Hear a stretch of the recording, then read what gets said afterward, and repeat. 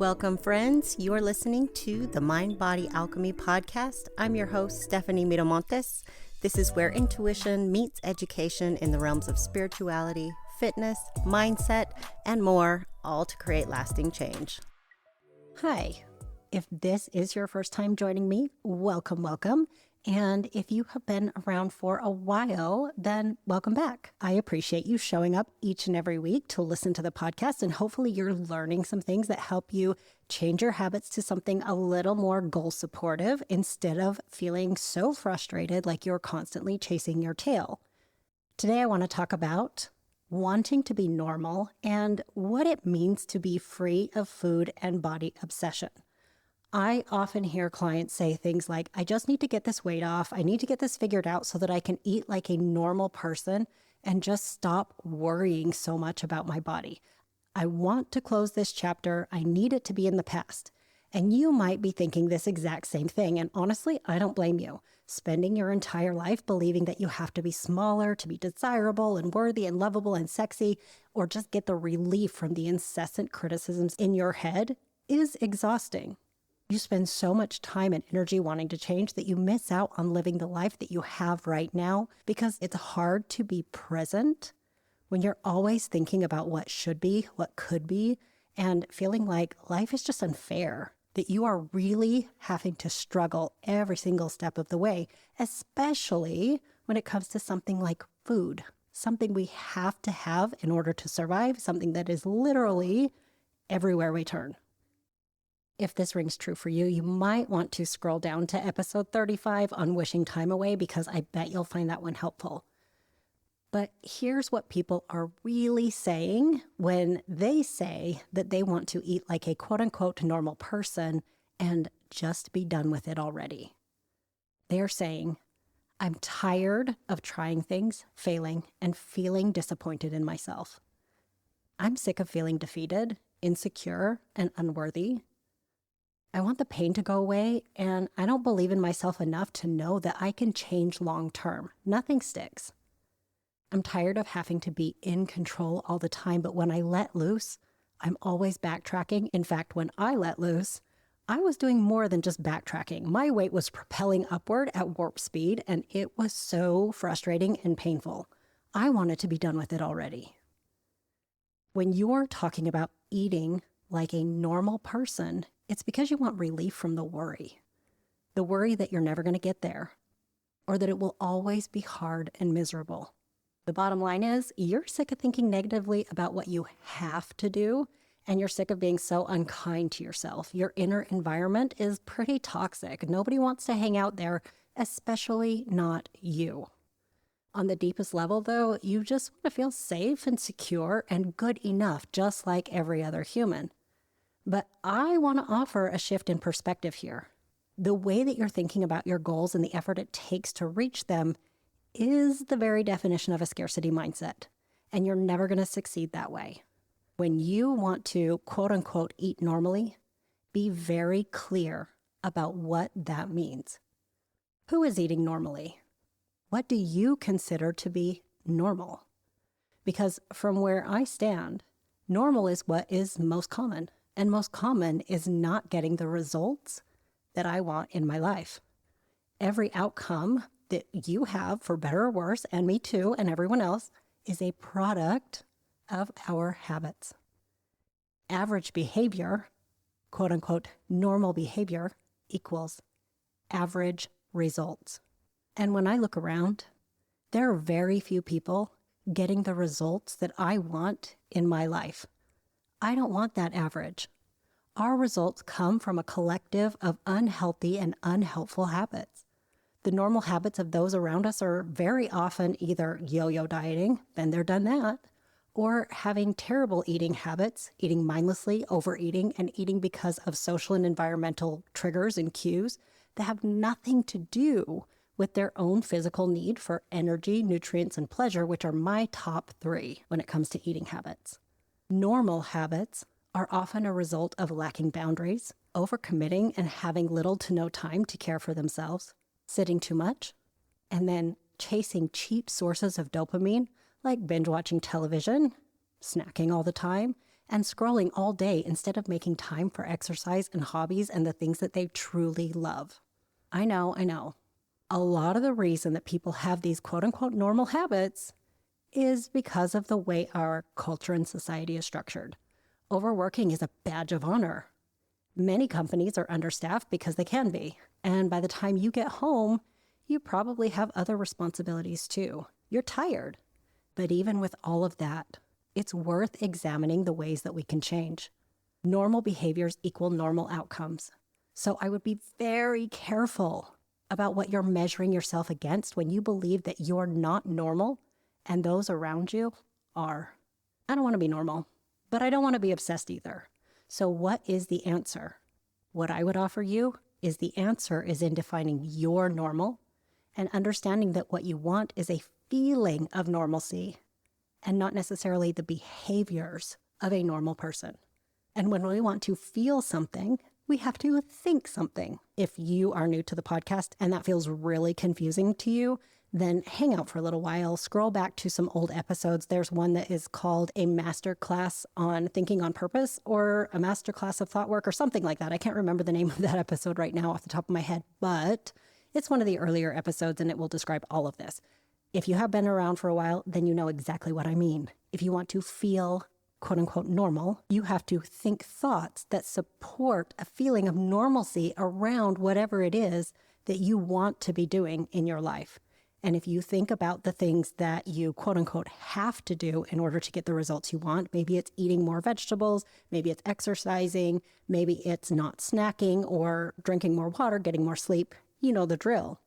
Whatever those things are, if you're labeling them as obsessive and abnormal, you are going to feel like you are broken. You're going to feel stressed and pressured and overwhelmed by doing these things.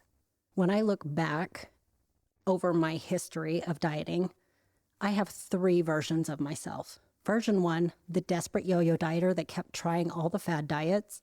I did everything from cabbage soup to the hormone type diet, all kinds of things. And there were the weight loss hacks, the as seen on TV products, the diet pills, you name it. That was the early stages of my sort of diet life from 8 years old into, I don't know, maybe my early 20s, something like that.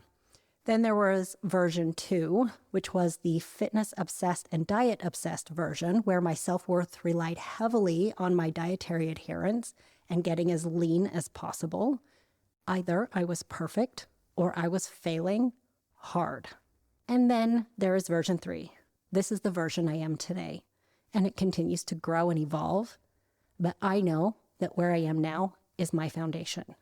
It is very close to the habits and behaviors I will have for the rest of my life unless some magic new information comes and just shakes me up and changes my mind. I have my doubts because it's pretty reasonable. Each of these versions led me to the next. And I won't talk much about version 1. That was just ridiculousness. But version 2, while it was a major struggle and it was a painful time in my life, did actually teach me a lot about who I did and did not want to be. What was normal for me versus obsessive and exhausting. My transition from version 1 to version 2 began with the desire to lose weight for a vacation. I started working out with some Jillian Michaels videos, and that is a whole other story. We won't even talk about Jillian Michaels today, but maybe we will on another day. Let me know if you want to know my real opinion about Jillian Michaels, and I'll do an episode. However, those home videos quickly progressed to P90X, more home videos, only the real ones know, which then led me to buying a copy of Oxygen magazine with Ava Cowan on the cover. She was a pro figure competitor. And then I joined a gym.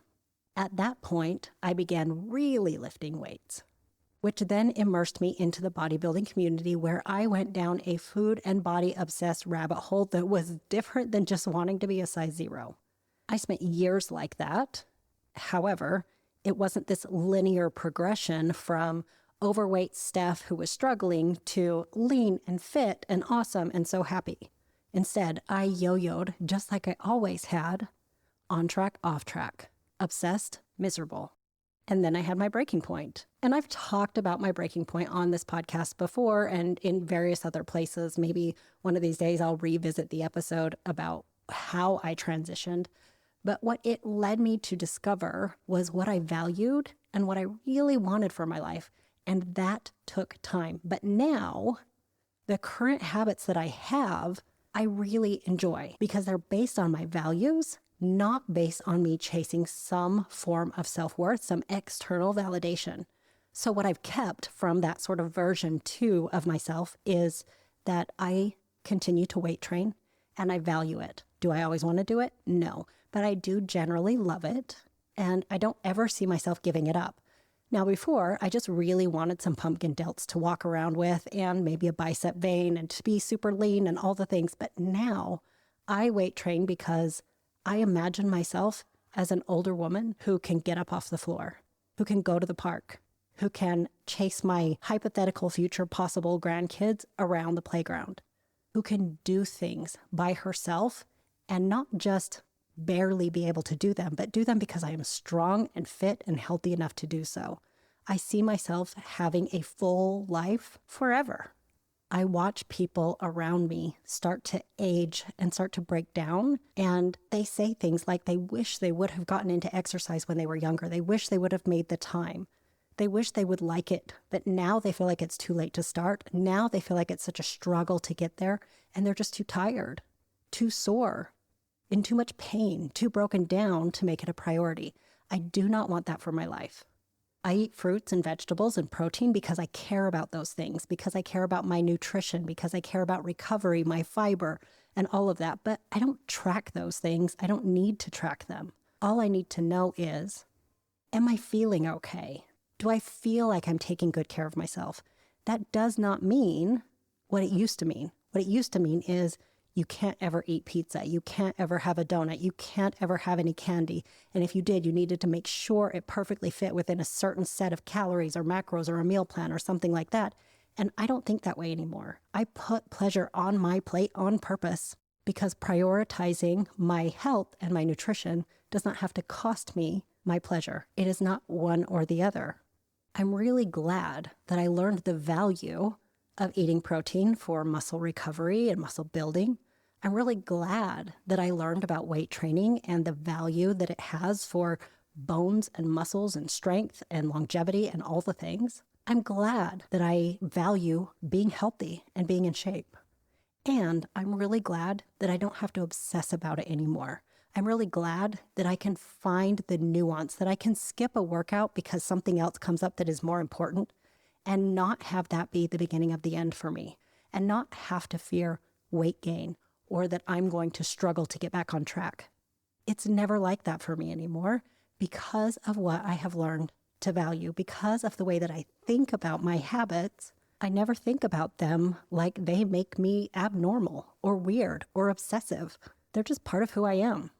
Sometimes the intensity increases and sometimes it decreases depending on what else I have going on in my life, but it is a constant. It's a non-negotiable. I'm never going to be someone that is on track or off track again. So when somebody says something to me like, I just don't want to have to think about this so much. I don't want to have to pay attention to food my entire life. I don't want to have to make myself exercise. I just want to be normal. My thought about that is that the human brain will always tell you what's wrong. It will always offer worry. That's its job. It will always have something to obsess over, to focus a large amount of your thought power on. You're going to be doing the same things over and over for the rest of your life, in stages, of course. It might shift and change over time, but if you look back at your history, you'll notice that you have pockets of time where you have obsessed over one thing or another, that you've worried about one thing or another. Please tell me a more valuable and worthy way to invest your time, energy, and money than into your well-being, your health, and your future vitality. We live in an environment where food is abundant, but we think of it as scarce. We think telling ourselves no is exhausting and depriving, but is that actually true? If you were thinking about eating mindfully and respectfully because you love how it makes you feel and you love that you give yourself that attention, would it be exhausting? Because I personally find it energizing. If you're always thinking about what you can't have instead of thinking about what you really enjoy and value, then it will be miserable. But it simply doesn't have to be. Now, yes, if you are eating off of a food list of a dozen foods and your entire life revolves around if you can get a workout in or not, and punishing yourself for food mistakes and feeling like you always have to say no to all your favorite foods and things like that, then yeah, we need to talk about what it's like to eat like a quote unquote normal person. But when you're trying to look at the habits you currently have and change them to habits that will improve your life so that they do go on autopilot, but you still focus on caring about these choices, that's not abnormal. It's no different than managing your time or managing your money or working on your relationship. It's valuable. It's important. If your definition of normal is just being able to eat whatever you want, then I have good news for you. You can absolutely eat whatever you want. You just can't eat whatever you want, whenever you want it, in whatever amount you want, without consequences. You don't have to work out, walk, or do anything physical. No one is making you do that. But if you want to be fit, strong, and healthy for the rest of your life, then there is a trade-off. You can see it as a drag, or you can start changing the way you think about it.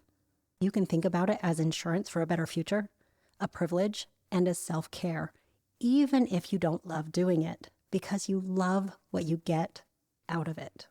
So here's the solution. Trade food and body obsession for body integrity and future self-thinking. Reframe thinking about food and improving your eating and exercise habits as self-care and insurance for the future version of you that is so grateful to you for making it a priority. Make the changes small and sticky. Remember, I started with just exercise videos in my living room, and now I can't ever imagine being someone that doesn't exercise and eat in a way that allows my body to feel good. It feels necessary and important and part of my value system. It didn't start that way. Don't try to hack the system. I don't want to be someone that is just seeing what I can get away with. I want to thrive. Don't you? I want to use what I already know about the body and is scientifically true to stay ahead of my well-being instead of trying to play catch up when the suffering starts. Frankly, that's how my dieting days felt, and I will never go back there. If normal is a feeling, then what you feel normal about is a choice. It's a choice based on what you're thinking. No one else actually has to agree with you. The world doesn't have to agree with you about what is normal and abnormal. Only you get to decide what it means to have your own back and give you what you need now and in the future. So that's what I'm going to challenge you on today. Take some time, put your pen to paper, and just write out, what is my definition of normal? And when I read that back, what results will I get from that? And do I like them? Or do I need to redefine normal for myself by changing the way that I think about the things that right now I might be calling abnormal or too hard? And then shoot me an email and let me know. I'd love to hear all about it. All right, that is all I have for you today.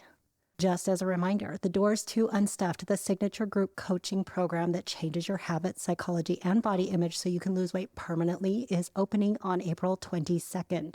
Join the no obligation interest list by clicking the link in the show notes and get first dibs on some great bonuses too. If you enjoyed this episode, do the cool thing by leaving me a rating and review for the podcast. It helps me so much more than you know. And of course, a no-cost way to support me in this work is to share. Screenshot the episode, share it on social media, and tag me so that I can come by and say thanks. If you have any questions or thoughts on this episode, ideas for future episodes, or you want to know how we can work together one-on-one, my inbox is always open for you. All my contact information is in the show notes as well, and we will see you next week. Bye.